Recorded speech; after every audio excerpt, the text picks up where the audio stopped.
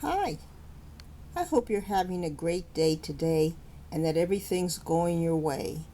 I hope you're having great relationships with new friends and old friends and with your family. Give them all a hug and let them know you care. It's really important, especially when we see what's going on over in Russia and the Ukraine. Friday,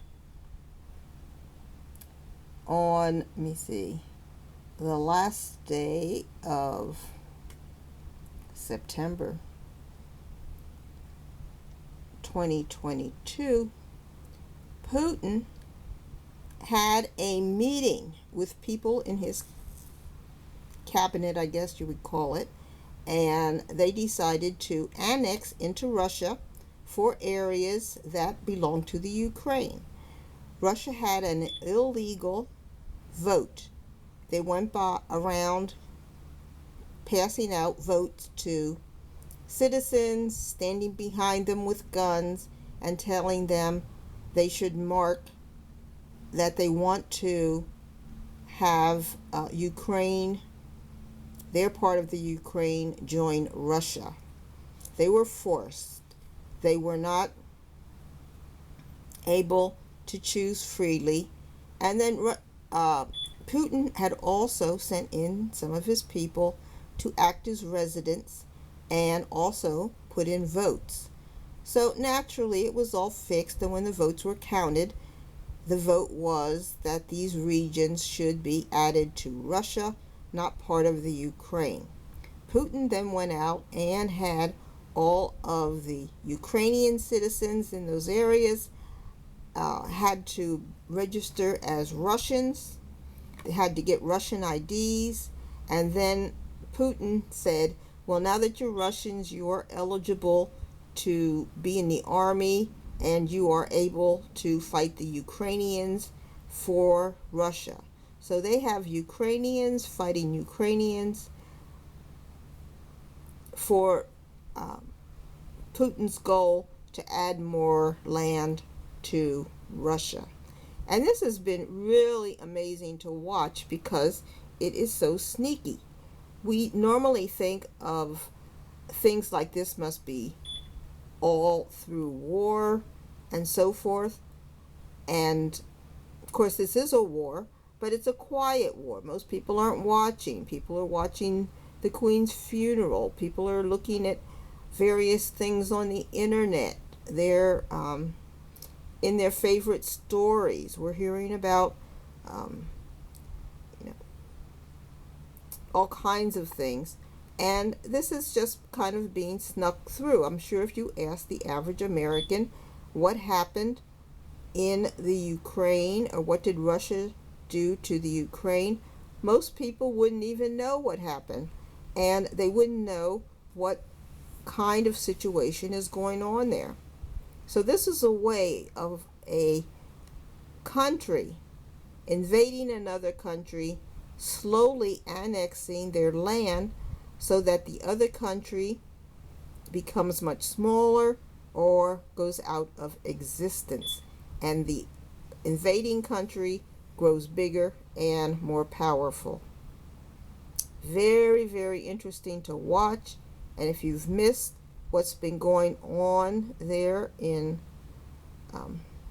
the headquarters of Putin, you are missing something I have never seen ever. It's just amazing. Putin acts very nonchalant when he talks about the fact that he has annexed these parts of the Ukraine. He says the people voted, and so they have accepted the vote. And of course, the Ukraine normally would have to be notified of this question, whether or not the Ukraine should be part of Russia, and the Ukraine would decide whether or not there was a vote. But in this particular case, Putin just bypassed all of the Ukraine because they're busy fighting wars, trying to keep their land, and Putin is slowly adding territory by capturing an area and then annexing that area as part of Russia. Now, Putin says anyone who comes into those annexed parts of Russia will be in effect invading Russia, just as if they had gone into the main part of Russia in the first place. So that's a warning basically to Europe and the United States. Don't come sending your planes over here and all kinds of stuff, because that will start, as he says it, a bigger war, and he wants to use nuclear weapons. And I'm not sure exactly what he means by nuclear weapons. And then, of course, we have the situation where Russia has cut the pipeline in Europe that brings gas. And so that means that the people over in Europe are going to have many more struggles this winter, because the gas is what they use to heat their homes and so forth, cooking, all that stuff. And you can just imagine being in the winter in those frozen countries and not having enough gas to heat your home. All this stuff comes from Russia. The food comes from the Ukraine. That food from the Ukraine goes to people in Ethiopia, Somalia, Syria, all kinds of places. And without that grain and so forth that the Ukraine had in those silos, those countries will starve. So this is actually affecting so many places that it is eye-opening. I had no idea that so many countries depended on the Ukraine for energy and for food. And it's up to the rest of the world to make this up.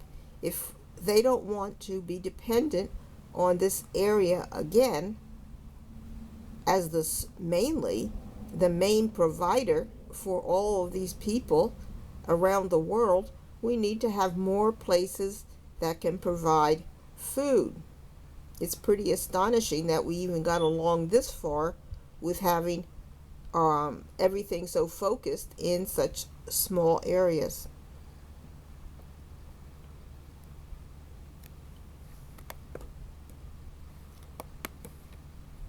Of course, the people in Norway, Finland are very wary of Putin, because those areas are also dependent on Russia and very susceptible.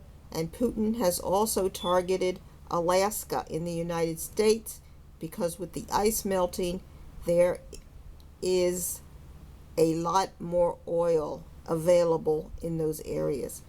With the way Putin is handling his reserves of oil and his control of food to people around the world, it's more and more important that Putin does not get control of Alaskan oil.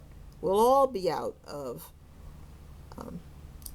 power and fuel in the future, and at the mercy of Putin and whoever follows him. Remember, the next person following Putin could be even worse. We don't know who's going to follow Putin. So if you've been missing what's happening, it is time for concern, and make sure you observe what is going on, because this will be affecting us in the near future. Anyway, I didn't mean to ruin your day. I want you to have a great day. I want you to be around those you love. Please like and subscribe, and I'll talk to you later. Bye.